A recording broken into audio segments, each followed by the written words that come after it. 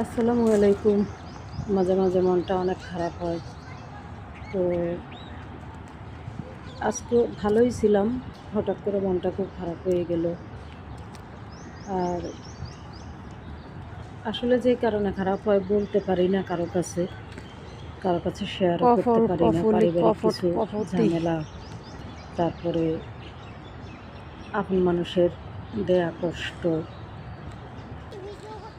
আর্থিক সমস্যা, সব কিছু মিলে আসলে মনটা ভারী হয়ে যায়। কিছু কিছু সময় মনে হয় এই সময় যদি আম্মা থাকতেন বা আব্বা যদি বেঁচে থাকতেন, তাহলে হয়তো বা আব্বা আম্মার কাছে কিছুটা নিয়ে কথা চলে আসো। বলে হলেও মানে শেয়ার করে হলেও মনটা ভালো করতে পারতাম, শান্তি লাগতো। আম্মার কোলে মাথা রাখলেই হয়তো বা বুকের কষ্ট যে থাকে সেই কষ্টটা দূর হয়ে যেত। আমি জানি না, আমার এরকম হয় মাঝে মাঝে, গাইস, এখন আমরা এইদিকে আসি। যেটা মনে হয় যে চিৎকার করে কাঁদতে ইচ্ছে করে। আমি জানি না সবার এরকম কিনা, কিন্তু আমার প্রায় সময় এরকম হয়। তো এটা যখন হয় তখন আমার চোখ দিয়ে গড়িয়ে পানি পড়ে।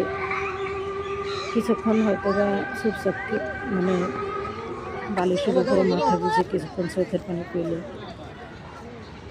মনটাকে হালকা করি, কিন্তু আসলে ওইটা কি সমাধানটা কি জানি না। এটা কেন হয় তাও বলতে পারবো না, তবে কিছু কষ্ট থাকে।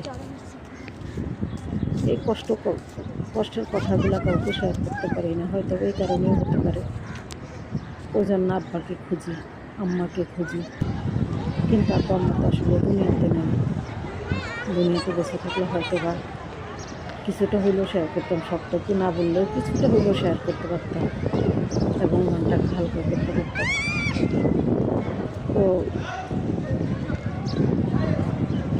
আসলে আর কথা বলতে ইচ্ছা করতেছে না, ভালো লাগতেছে না। আল্লাহ হাফেজ, সবাই ভালো থাকবে।